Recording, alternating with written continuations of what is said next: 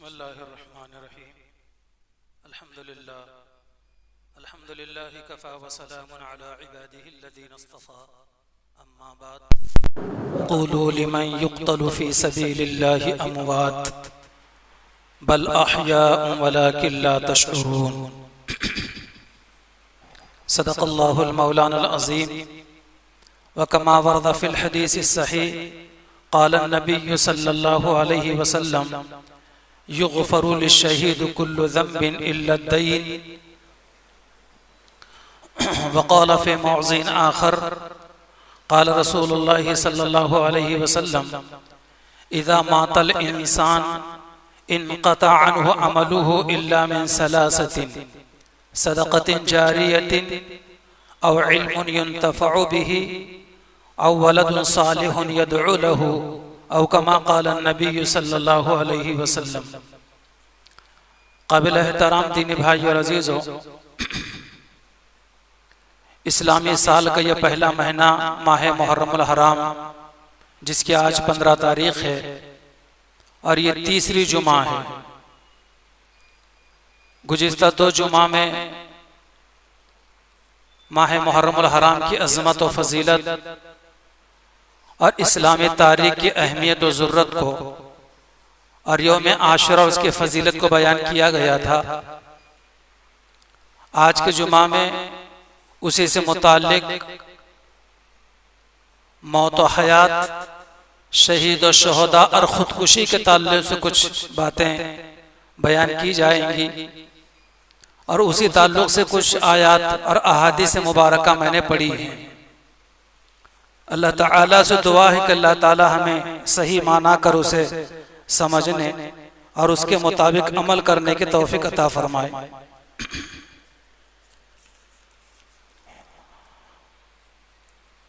मोहतरम बुजुर्गों और दोस्तों, ये माह मुहर्रमुल हराम जो अपनी जगह पर बड़ी फजीलत, बड़ी अहमियत और बड़ी खैर व बरकतें रखता है,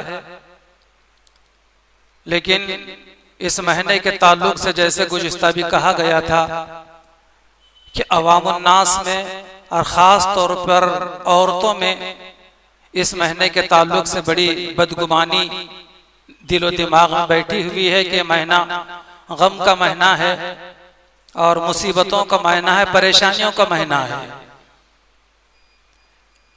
क्यों अगर पूछा जाए तो उसकी वजह यह बयान की जाती है कि चूंकि इस महीने में हुजूर सल्लल्लाहु अलैहि वसल्लम के नवासे हजरत इमाम हुसैन रज़ी अल्लाह ताला अन्हु की शहादत का वाक़या पेश आया था।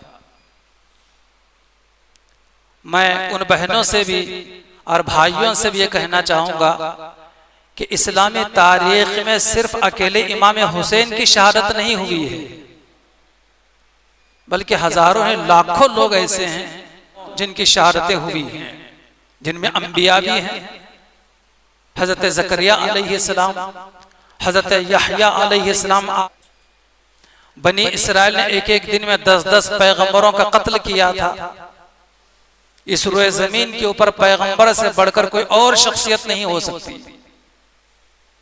ठीक है, सबसे बड़ा शहीद हम उसे मानते हैं जिसको पैगंबर इस्लाम सल्लल्लाहु अलैहि वसल्लम ने अपने जुबान मुबारक से फरमा कि ये सबसे बड़े शहीद हैं। जंगे उहद के मौके पर हुजूर पाक अलैहिस्सलाम के चचा हजरत अमीर हमजा रज़ी अल्लाह ताला अन्हु के साथ जो दुश्मनों ने सुलूक किया था, बदन पर रोंगटे खड़े हो जाते हैं।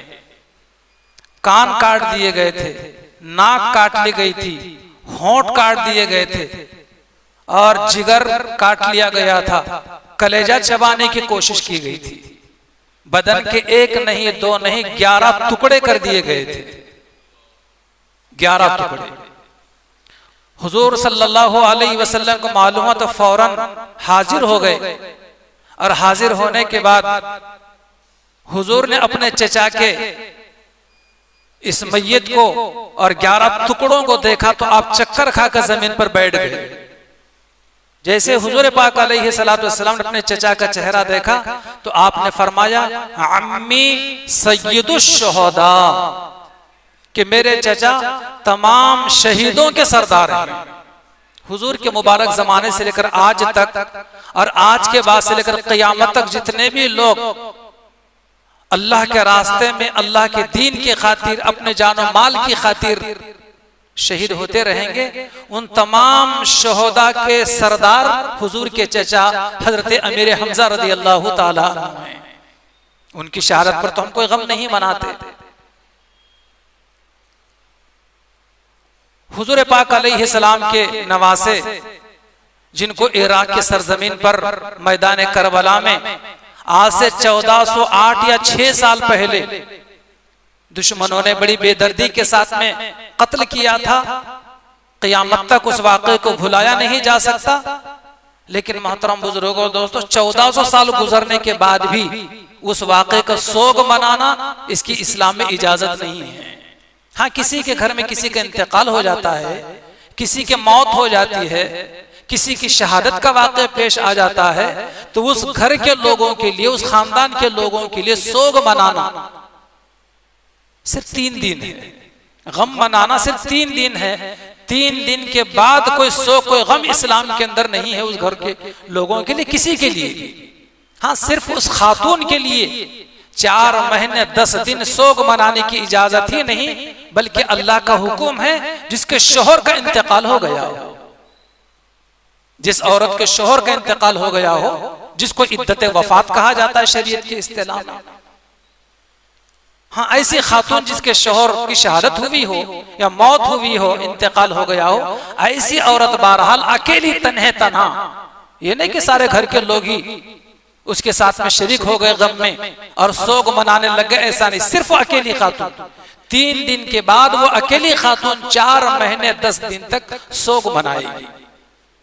सोग का क्या मतलब होता है? सोग का मतलब यह है कि अपने शोहर के इंतकाल के गम में रहे, अल्लाह की इबादत करे, नए कपड़े ना पहने, जेवरात ना पहने, बनाओ सिंगार ना करे, अपने घर को छोड़कर किसी और के घर पर बिला ज़रूरत शदीदा न जाए, न किसी शहर में जाए, न किसी खुशी के तकरीब में जाए, बस 4 महीने 10 दिन अपने ही घर में रहे। इसे कहा जाता है इद्दत वफात, 4 महीने 10 दिन, यह है सोग। लेकिन 1400 साल गुजर गए, शहादत हुसैन रज़ी अल्लाह ताला अन्हु के वाक़े को पेश आकर, करबला के उस अलमनाक वाक़े को पेश आकर, लेकिन अभी तक लोगों के जहनों से उसका सोग नहीं गया। मुहर्रम के महीने गम का महीना मानते हैं या गम करते हैं, तो कितनी बड़ी हमारी नादानी है। इसलिए कि अल्लाह के रास्ते में किसी की शहादत कोई बुरी बात तो है नहीं, कोई गम की बात भी नहीं, बल्कि खुशी का सौदा है। क्यों खुशी का सौदा है? इसलिए कि पैगंबर इस्लाम सल्लल्लाहु अलैहि वसल्लम ने खुद शहादत की तमन्ना की थी। फरमान नबवी है, लवदितु अन उक़्तल फी सबीलिल्लाह सुम्मा उहया सुम्मा उक़्तल सुम्मा उहया सुम्मा उक़्तल। हुजूर ने 3 मरतबा फरमाया, मेरा जी चाहता है, मैं चाहता हूं कि मुझे अल्लाह के रास्ते में कत्ल कर दिया जाए, मुझे दोबारा जिंदा किया जाए, फिर मुझे सहबारा अल्लाह के रास्ते में कत्ल कर दिया जाए, फिर मुझे सहबारा जिंदा किया जाए। 1 मरतबा नहीं, 2 मरतबा नहीं, 3 मरतबा अल्लाह के नबी अलैहिस्सलातु वस्सलाम ने अपनी दिली ख्वाहिश का इजहार फरमाया। हजरत उमर फारूक रज़ी अल्लाह ताला अन्हु मुसलमानों के दूसरे खलीफा, हुजूर पाक अलैहिस्सलातु वस्सलाम के खुसर, जिनके बारे में हुजूर ने फरमाया कि मेरे बाद अगर कोई नबी होते तो हजरत उमर, लौ काना बअदी नबियुन लकाना उमर ला नबिय्य बअदी। वो सारी खूबियां, वो सारे कमालात, वो सारे औसाफ जो एक नबी में होना चाहिए, वो हजरत उमर के अंदर मौजूद थे। हुजूर ने फरमाया कि मेरे बाद अगर कोई नबी होते तो हजरत उमर इस काबिल थे कि उनको नबी बनाया जाता, लेकिन अल्लाह पाक ने मुझ पर नबूवत का दरवाजा बंद कर दिया। अब क़यामत तक कोई नबी, कोई रसूल नहीं है। उतनी अजीम शख्सियत हजरत उमर फारूक रज़ी अल्लाह ताला दुआ करते थे। क्या दुआ करते थे? अल्लाह ताला से कि ऐ अल्लाह मुझे अपने रास्ते की शहारत अता फरमा और नबी के शहर में मुझे मौत अता फरमा। अल्लाहुम्मा रज़ुक़नी शहादतन फी सबीलिक वजअल मौती बिबलदि रसूलिक। अल्लाह मुझे अपने रास्ते की शहादत की मौत अता फरमा और मुझे नबी के शहर में मौत अता फरमा।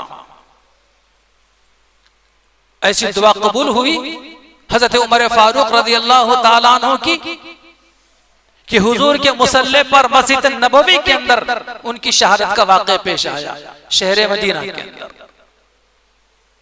हजरत अली मुर्तज़ा रज़ी अल्लाह ताला अन्हु जिन पर कातिलाना हमला हुआ और जमीन पर गिर पड़े, तो जैसे जमीन पर गिर पड़े खून से लहूलहान थे, तो उनके जुबान पर जो अल्फाज थे वो तारीख में सुनहरे हुरूफ से लिखे हुए, फुज़तु बिरब्बिल काबा, रब्बे काबा की कसम मैं तो कामयाब हो गया, रब्बे काबा की कसम मैं तो कामयाब हो गया। मुझे बतलाइए हुजूर ने जिसकी तमन्ना की हो, हजरत उमर फारूक रज़ी अल्लाह ताला अन्हु जिसकी दुआ मांगी हो, जिसके हासिल होने पर हजरत अली मुर्तज़ा रज़ी अल्लाह ताला अन्हु ने अपने आप को कामयाब करार दिया हो, वो चीज गम की हो सकती है? किस कदर हमारी नादानी और किस कदर हमारी भूल और जहालत है। बल्कि किसी शायर ने क्या खूब कहा है, मातम वो करें जो मुनकिर हो हयात शोहदा के, मातम वो करें जो मुनकिर हो हयात शोहदा के, हम जिंदे जावीद का मातम नहीं करते। कुरान करीम की आयत के मुताबिक और पैगंबर इस्लाम सल्लल्लाहु अलैहि वसल्लम की अहादीस मुबारका के मुताबिक हजरत इमाम हुसैन तो जिंदा हैं, जिंदों के ताल्लुक से गम और शोक कैसा? कुरान मजीद की सूरह बकरा की आयत है, अल्लाह ताला फरमाते हैं वला तक़ूलू लिमन युक़तलु फी सबीलिल्लाहि अमवात बल अहयाउन वलाकिन ला तशउरून। ए लोगों, तुम उन लोगों को मुर्दा मत कहना जो अल्लाह के रास्ते में कत्ल कर दिए गए हैं, बल अहया, बल्कि वो तो जिंदा हैं, वलाकिन ला तशउरून, लेकिन तुम उनकी जिंदगी को समझते नहीं हो। कुरान करीम की एक दूसरी आयत है, अल्लाह पाक फरमाते हैं वला तहसबन्नल्लज़ीना कुतिलू फी सबीलिल्लाहि अमवाता बल अहयाउन इंद रब्बिहिम युरज़क़ून। मुर्दा कहना तो बहुत दूर की बात। ए लोगों, तुम उन लोगों को मुर्दा गुमान भी मत करो, सोचो भी मत जो अल्लाह के रास्ते में कत्ल कर दिए गए हैं, बल्कि वो तो जिंदा हैं और अपने रब के पास उन्हें रिस्क दिया जाता है। मुर्दा कहना तो दूर की बात, मुर्दा है ये सोचने से भी हमें मना किया गया है। कैसे रिस्क दिया जाता है और शोहदा कैसे जिंदा रहते हैं? हजरत मसरूक रहमतुल्लाह अलैह बहुत बड़े ताबई हैं, वो कहते हैं कि मैंने इस आयत मुबारका की तफसीर हजरत अब्दुल्लाह बिन मसऊद रज़ी अल्लाह ताला अन्हु से पूछी, तो उन्होंने फरमाया कि मैंने इस आयत मुबारका की तफसीर को, माना मफहूम को अल्लाह के नबी से मैंने पूछा, तो अल्लाह के नबी अलैहिस्सलाम ने इस आयत मुबारका के तशरीह और तफसीर इस तरीके से बयान फरमाई कि अल्लाह ताला शुहदा के रूहों को सब्ज परिंदों की शक्ल में मुंतकिल करते हैं और उनको जन्नत में पहुंचा देते हैं, और जन्नत में अर्श के नीचे सुनहरे बेहतरीन किंदिल लगे हुए होते हैं, और इन शोहदा की रूहों को जो परिंदों की सब्ज परिंदों की शक्ल में है, इनको जन्नत में पूरी आजादी होती है कि जहां चाहे से खाएं, जहां चाहे वहां से खाएं, जितना चाहे उतना खाएं, और आकर इन अर्श के नीचे लगे हुए किंदिलों में आकर झूला झूले। ये मतलब है शोहदा को रिस्क दिए जाने का। अल्लाह तबारक व तआला ने एक मर्तबा हदीस शरीफ के अंदर है कि अल्लाह के नबी अलैहिस्सलातु वस्सलाम ने एक मर्तबा हजरात शोहदा की रूहों पर नजर डाली, और नजर डालने के बाद उनसे पूछा अल्लाह पाक ने हल तश्तहूना शैअन, ए अरवाह शोहदा, ए शोहदा की रूहों, क्या तुम कोई चीज चाहते हो? किसी चीज की तुम्हें चाहत है? तो शोहदा की रूहों ने कहा कि परवरदिगार, हम तो जन्नत में हैं, हर चीज यहां पर मैसर है, हम क्या चीज चाहेंगे? अल्लाह तबारक व तआला की तरफ से एक बार नहीं, दो बार नहीं, मुसलसल ये सवाल 3-3 मर्तबा हो रहा है। तो शोहदा की रूहों ने अल्लाह तबारक व तआला से क्या कहा देखिए, और या रब्बी नुरीदु अन तरुद्द अरवाहना फी अजसादिना हत्ता नक़तुल फी सबीलिका मर्रतन उखरा। परवरदिगार, जब आपकी तरफ से बार बार इसका ऐलानी हो रहा है कि किसी चीज की तुम्हारी चाहत है, तो हमारी चाहत यह है परवरदिगार कि आप हमारे रूहों को हमारे जिस्मों में लौटा दीजिए और हमको दुनिया में भेज दीजिए, ताकि हम दोबारा आपके रास्ते में शहीद होकर आए। दुनिया से जाने के बाद जन्नत में, जन्नत फिर दोबारा कोई, जन्नत से फिर दोबारा दुनिया में कोई नहीं आना चाहेगा, कोई भी नहीं, पूरे जन्नत में से। लेकिन शहीद के साथ जो एजाज किया जाएगा, जो इकराम किया जाएगा, जो इज्जत दी जाएगी, जो इनाम इकराम का मामला पेश आएगा, उस एजाज इकराम की वजह से कि मुझे एक बार नहीं बल्कि 10 मरतबा दुनिया में भेज दिया जाए, मैं 10 मरतबा दुनिया में जाऊं और अल्लाह के रास्ते में शहीद होकर आऊं, ताकि यहाँ मजीद मेरा मकाम और मरतबा ऊंचा हो और मुझे और ज्यादा यहाँ पर इनामात मिले। शहीद तमन्ना करेंगे, कितना ऊंचा मकाम है, कोई बुरी चीज थोड़ी है जिसकी तमन्ना हुजूर ने की, जिसकी दुआ हजरत उमर फारूक रज़ी अल्लाह ताला अन्हु ने मांगी, जिसके हासिल होने पर हजरत अली मुर्तजा रज़ी अल्लाह ताला अन्हु ने अपने आप को कामयाब करार दिया। कितनी बड़ी चीज है वो। लेकिन बाज़ मर्तबा देखा यूं जाता है कि खुदकुशी के वाकयात को भी बाद लोग शहीद कह देते हैं, फलां तो शहीद है। इसी तरीके से बाज़ हमारे नौजवान शहर में हो या शहर के बाहर हो या हाईवे पर हो, बड़ी तेज रफ्तारी के साथ में गाड़ियां चलाते हैं। बाद मतलब शहर में इस तरीके से कट मारते हुए और बकरी का कान पकड़कर जैसे घुमाया जाए, इस तरीके से गाड़ियों को घुमाकर कट मारकर लोगों के दरमियान से निकल जाते हैं। बाद देखने वालों को डर लग जाता है, खुद तो मरेगा कहीं दूसरों को तो न मार दे। तो ऐसी शक्ल के अंदर अपने गाड़ी की गलती की वजह से, बेकाबू रफ्तार गाड़ी चलाने की वजह से, ओवरटेक करने की वजह से अगर किसी का हादसा हो जाता है, एक्सीडेंट हो जाता है और उसमें भी अगर किसी की मौत हो जाती है, तो ये भी शहादत की मौत नहीं है, ये खुदकुशी है, खुदकुशी है। इसलिए मैं नौजवानों से कहूंगा, गुजारिश करूंगा कि गाड़ी उतनी ही रफ्तार में चलाएं जितनी रफ्तार में हम अपने गाड़ी को कंट्रोल कर सकते हो। कोई अचानक सामने बच्चा आ जाए, कोई ज़ईफ आ जाए, कोई जानवर आ जाए या दूसरी गाड़ी आ जाए, जो जितनी रफ्तार में हम गाड़ी को काबू कर सकते हो, कंट्रोल कर सकते हो, उतनी ही रफ्तार में गाड़ी चलाना चाहिए। चाहे शहर में चला रहे हो, शहर के बाहर चला रहे हो, चाहे हाईवे पर चला रहे हो। आए दिन कितने वाकयात आज सुनने में आ रहे हैं। और ओवरटेक गाड़ी करने से कोई मना नहीं करता, लेकिन संभल कर देखकर तो करना चाहिए कि आगे वाला कितने रफ्तार से आ रहा है, कहीं हमारी गाड़ी निकलने से पहले वो ना आ जाए। ऐसे बेकाबू गाड़ी चलाई गई और अपनी गलती की वजह से अगर किसी की गाड़ी में आ गया, कोई इसे उड़ा दिया, कोई ठोक दिया, इसके नतीजे में अगर मौत हो जाती है तो याद रखना ये खुदकुशी की मौत है। ये बात अच्छी तरीके से याद रखें। पैगंबर इस्लाम सल्लल्लाहु अलैहि वसल्लम अपने मुबारक जमाने में 2 किस्म के लोगों की नमाज जनाजा नहीं पढ़ा करते थे। हुजूर अपने मुबारक जमाने में 2 किस्म के लोगों की नमाज जनाजा नहीं पढ़ते थे, बल्कि फरमाते थे कि आप पढ़ लो, मैं तो चला। कौन 2 लोग थे वो? एक तो है मकरूज, जो किसी का कर्जा लिया हो और अदा न किया हो, दुनिया से रुखसत हो गया। हुजूर को इत्तला दी जाती, हुजूर नमाज जनाजा पढ़ाने के लिए हाजिर हो जाते, तो सबसे पहले आप अलैहिस्सलातु वस्सलाम पूछ लिया करते थे करीब के रिश्तेदारों से, इस मरने वाले पर किसी का कर्ज तो नहीं है?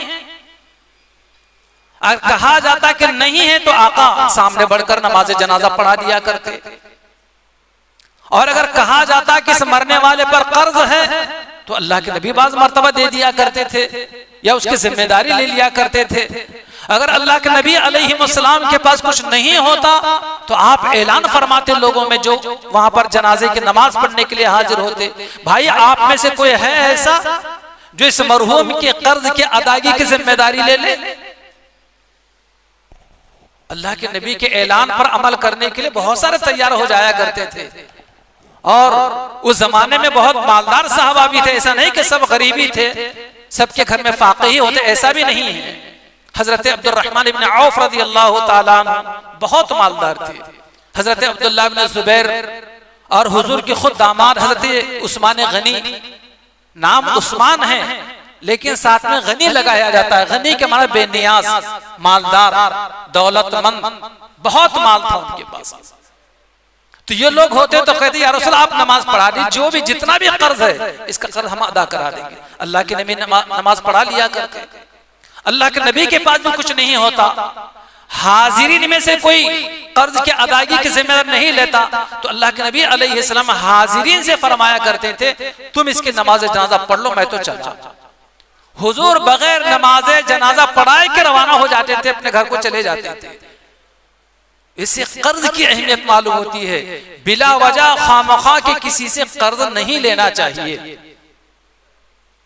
हाँ वाकई जरूरत है और बगैर कर्ज लिए कि आप मामला चलने वाला नहीं है, ठीक है कर्जा लीजिए। अल्लाह के नबी ने भी लिया है, यहूदियों से कर्जा लिया है आप अलैहिस्सलाम ने।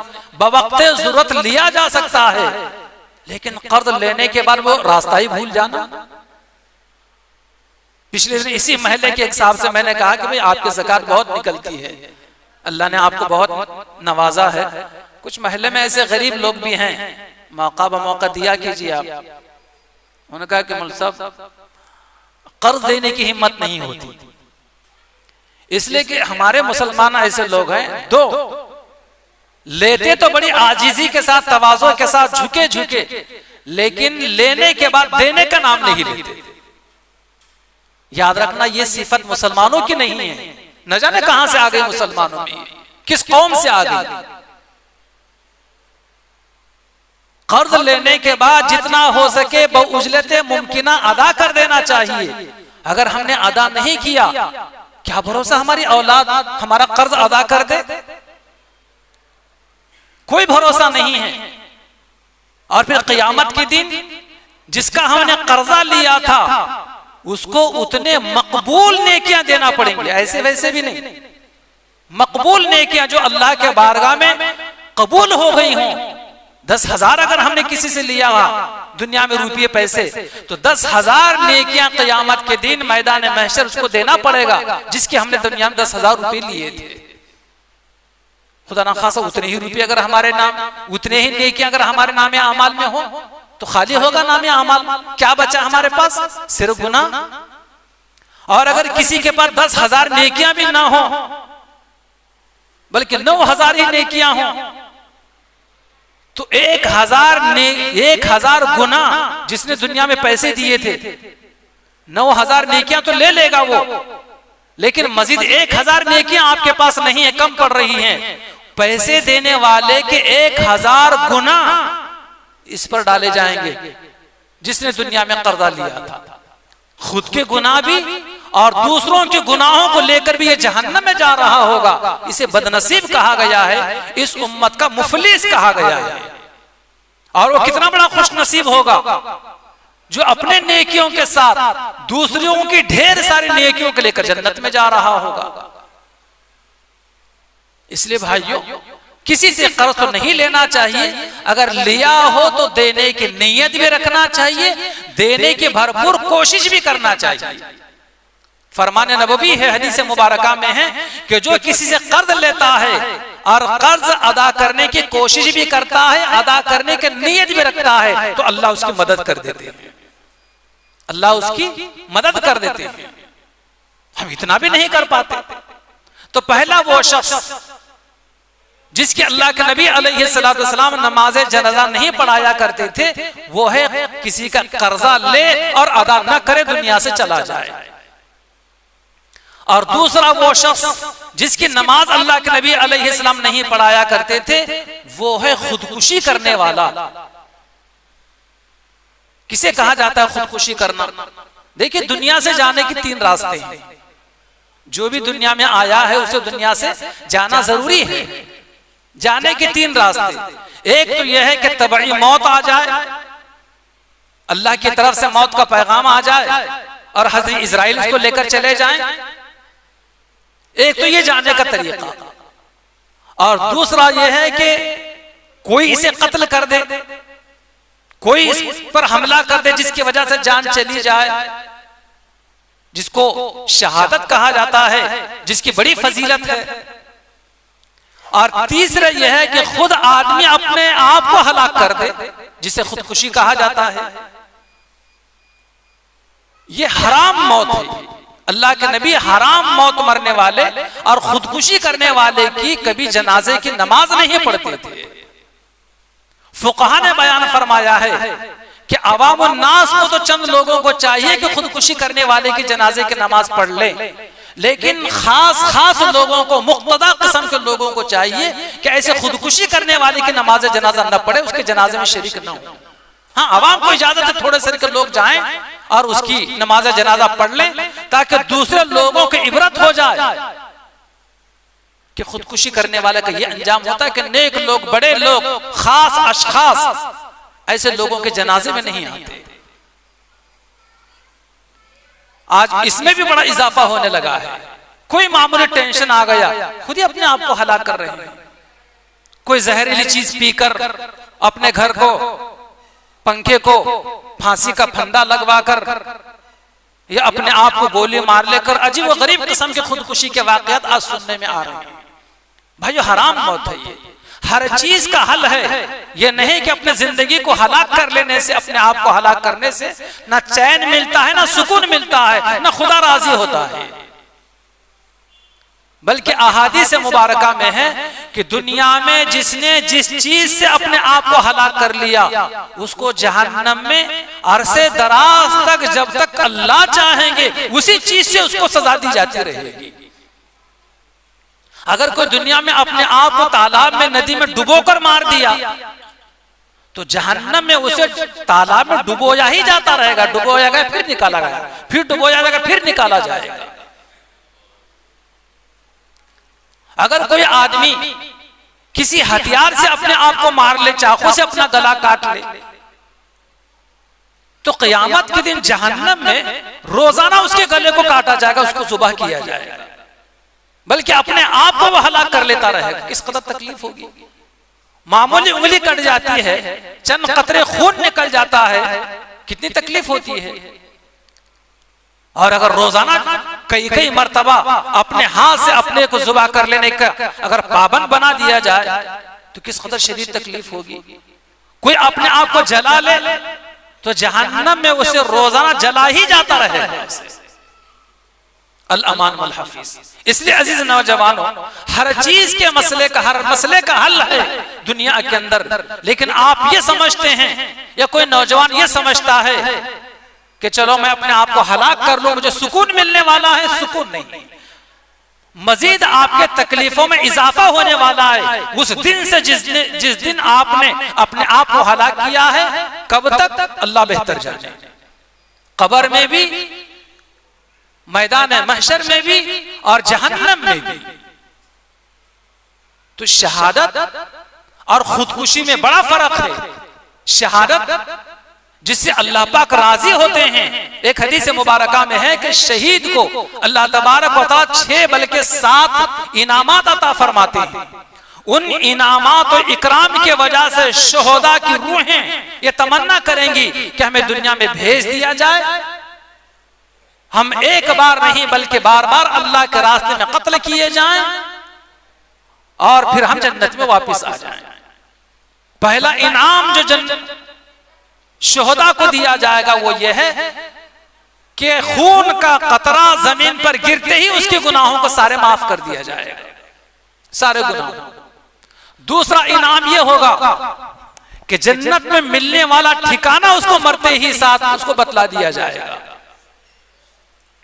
तीसरा इनाम उसके साथ ये होगा कि कब्र में दफन करने के बाद उसे अजाब कब्र नहीं होगा।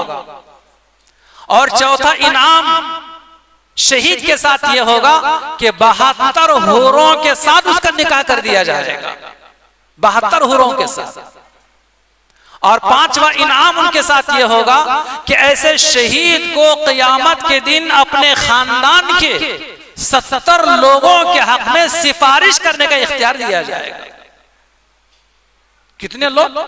एक शहीद जिसने एलाए कलिमतुल्लाह की खातिर, दीन की सरबुलंदी के खातिर, दीन की इशाअत के खातिर, जिसने अपने आप को अल्लाह के रास्ते में शहीद करवा दिया, लोगों ने इसे कत्ल कर दिया, इसने अपना खून बहा दिया, तो ऐसे आदमी को ये एजाज इकराम किया जाएगा।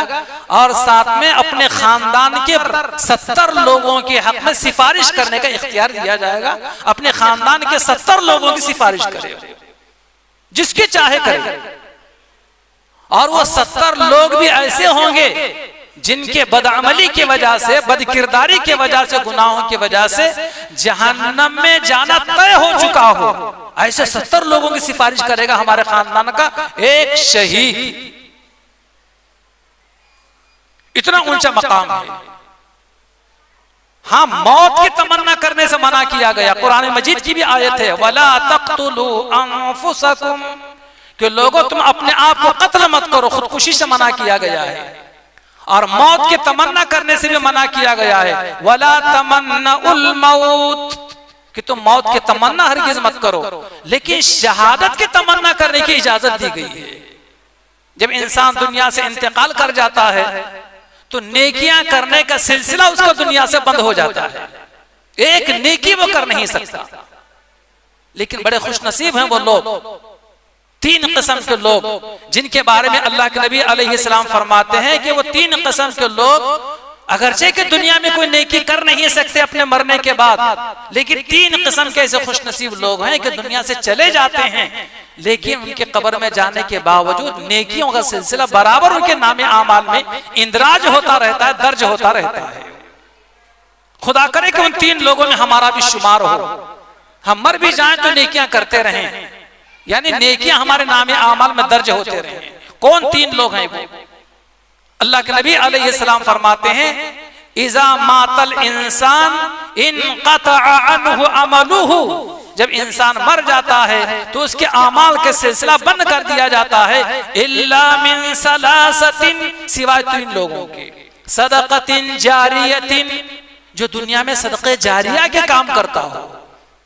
क्या है सदक़े जारिया का काम? मस्जिद सदक़े जारिया का काम है।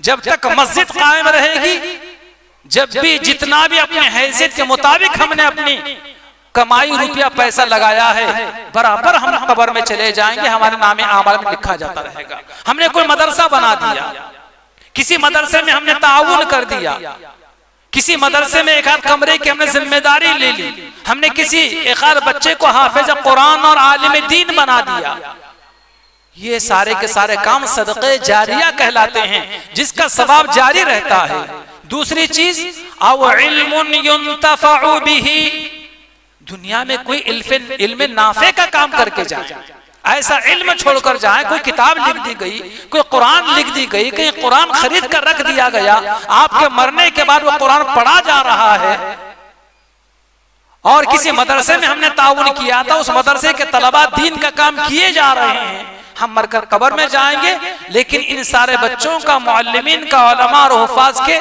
दीनी खिदमात के करने का सवाब हमारे नामे आमाल में लिखा जाता रहेगा। तीसरी चीज, औ वलदुन सालिहुन यदउ लहू, या ऐसी नेक औलाद शर्त लगाई गई, औ वलदुन सालिहुन, सालिह नेक, यानी नेक औलाद छोड़कर जाए, यानी बाप का इंतकाल हो रहा है तो इस हाल में बाप का इंतकाल हो, किसकी? इसकी नेक औलाद है। सिर्फ नेक औलाद ही नहीं, बल्कि ऐसी तालीम और तरबियत करके उसकी जाए कि बाप के मरने के बाद यदउ लहू, अपने बाप के लिए दुआए मग़फ़िरत करता रहे, इस पैमाने पर, इस अंदाज में अपने औलाद के सही तालीम में तरबियत होना चाहिए। यकीनन हम मरकर अपने कब्र में भी जाएंगे तो नेकियों का सिलसिला हमारे नामे आमाल के अंदर दर्ज होता रहेगा। अल्लाह ताला से दुआ है कि अल्लाह पाक हमें अपने मौत से पहले मौत की तैयारी करने की और शरीयत मुस्तफ़ा के मुताबिक जिंदगी गुजारने की तौफीक अता फरमाए। आमीन व आखिरु दावाना अनिल हम्दुलिल्लाहि रब्बिल आलमीन।